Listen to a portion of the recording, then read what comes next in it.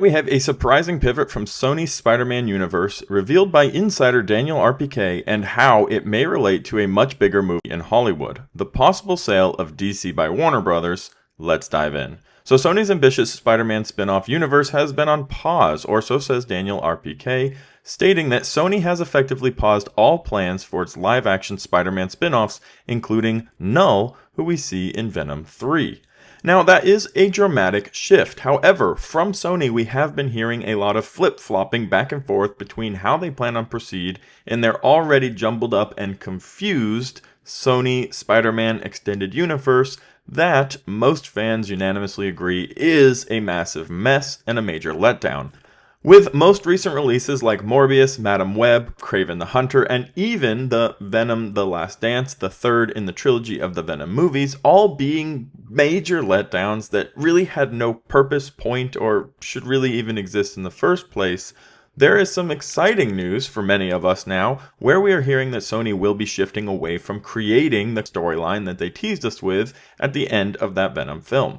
Now, there were a lot of questions around where Knull was going to show up, because Sony, shortly after releasing Venom, did indicate that they were looking at moving away from the Sony Extended Universe, which made a lot of fans of the Marvel Cinematic Universe really excited, because that might have meant that the tease for Knull that they gave us was an indication that through all this multiverse shenanigans we're getting with Doomsday and Secret Wars, we might get Knull and Venom over to the MCU. And of course, a lot of people are really excited for Tom Holland to recreate the very historic cover photo from the comics, where he will don the very famous black Spider-Man suit, or the Venom symbiote suit, for the very first time in the MCU. Now, this is a storyline that fans have been hoping would be translated over to the MCU, but we haven't really gotten any real word or direction from Sony, who have gone back and forth on declaring whether or not they were going to continue or not continue their Sony Spider-Man universe, and yes, they need a Spider-Man in order to do this. The drama for this goes all the way back to when Tom Holland was cast as Spider-Man and brought into the MCU, to back when they asked Kevin Feige for help while trying to write the next Amazing Spider-Man movie, and he told them not to do it, that you can't do it, and that Spider-Man would be a lot more successful in the MCU. And I think most of us, if not almost all of us, agree that this was accurate. We were very happy to see Spider-Man in the MCU for Civil War, and then his own trilogy, and then continuing appearances in the Avengers films. Well, we know Tom Holland has a deal with Disney and to be Spider-Man for several more movies, of which include Secret Wars, Doomsday, and then another trilogy of his own. And then, of course, that unknown rumored mystery project that we haven't quite figured out what the sixth of that deal would be. But with that being said, we know Spider-Man in the MCU is here to stay for quite some time. But we don't know what Sony's plan are with the IP that they own, which is Spider-Man and all of the characters in the Spider-Man Collected Universe. I guess one of the big questions coming from Daniel RPK's report is why pause now, especially when characters like Knull and the larger symbiote mythology do in fact have a very passionate fan base, and we know about ongoing creative development. Well, we've had a lot of criticism from fans, from actors who have been involved in the recent Sony Spider-Man Extended Universe movies, and from people directly involved with writing these films, criticisms that Sony doesn't really understand Spider-Man, doesn't understand the character, and does not understand the fan base. With this in mind, Sony might be stepping back to reassess its franchise focus. And this is where things start to get really interesting, because you'll probably remember, if you guys are fans of the channel and heard a past video where we discussed the big Warner Brothers sellout.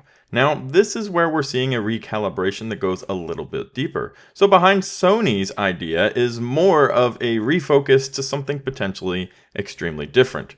What if Sony isn't just pausing spin-offs, but they're completely and strategically clearing the deck for something bigger? Time to enter back into that rumor mill where we know Warner Brothers is looking to sell DC and many other parts of the IPs that they own, and one of the biggest interested buyers was, in fact, Sony, and that they could be looking at putting in a bid for DC. So this really brings us to something a little bit bigger than just Spider-Man. Now, there are definitely arguments that Spider-Man is the biggest superhero of all time. In terms of fan base and popularity, I think he's definitely up there in the conversation, if not at number one. But with that being said, is Spider-Man and his collective characters, which Sony has proven to us cannot have their own movie successfully without a Spider-Man, worth more than the entire DC collection.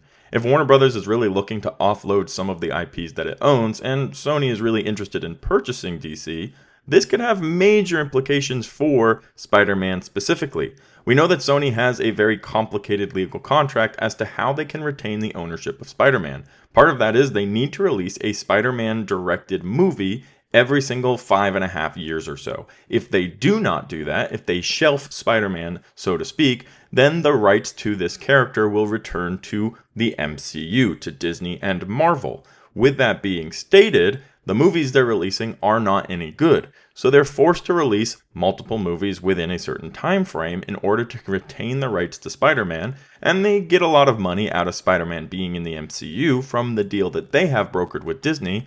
Although we don't know the exact details of what that deal looks like, we know Sony's definitely holding most of the cards in that respect, and they're probably happy to continue to make bad movies just to keep the name Spider-Man in the MCU as something that is generating them a ton of money.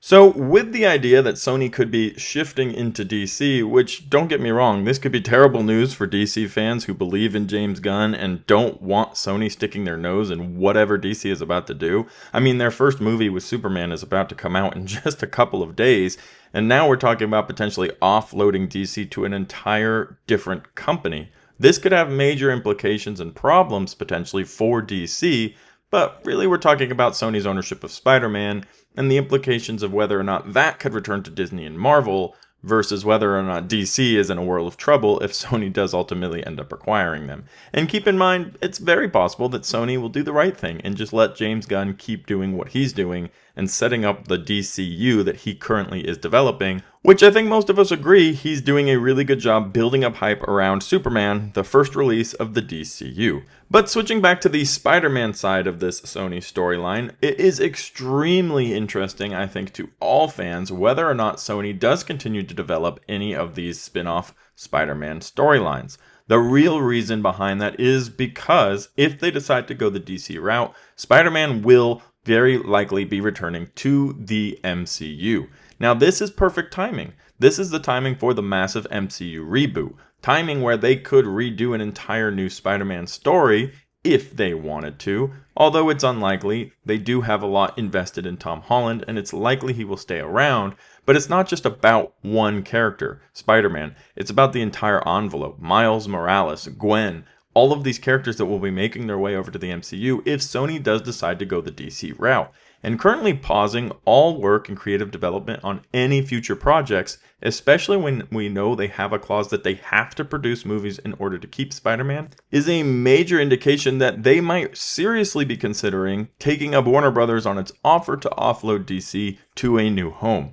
And that new home might be Sony, and it might be some scary news considering how excited we are for the future of the DCU. But for Spider-Man, and for his involvement in the MCU, and all of the characters that are tied to Spider-Man that belong to Sony right now, this would be some really, really exciting news, where now the Avengers will have the Fantastic Four, the X-Men, all of the other characters surrounding the Avengers, and the last piece of the puzzle would be complete and total ownership of Spider-Man, which potentially, given what RPK has talked about in today's rumors, could be the indication as to where we're headed. But of course, let me know what you think in the comment section down below. A, would you be extremely happy if Spider-Man made his way back to the entire Marvel collection and no longer be under the control of Sony? And B, what would you think if James Gunn's new DCU became, the new placeholder of Sony, their new project and their new plan to make money in the superhero IP? Let me know your thoughts about both of those things in the comment section down below. Thank you so much for watching to the end of the video. Be sure to subscribe if you like to have Marvel and DC updates every single day.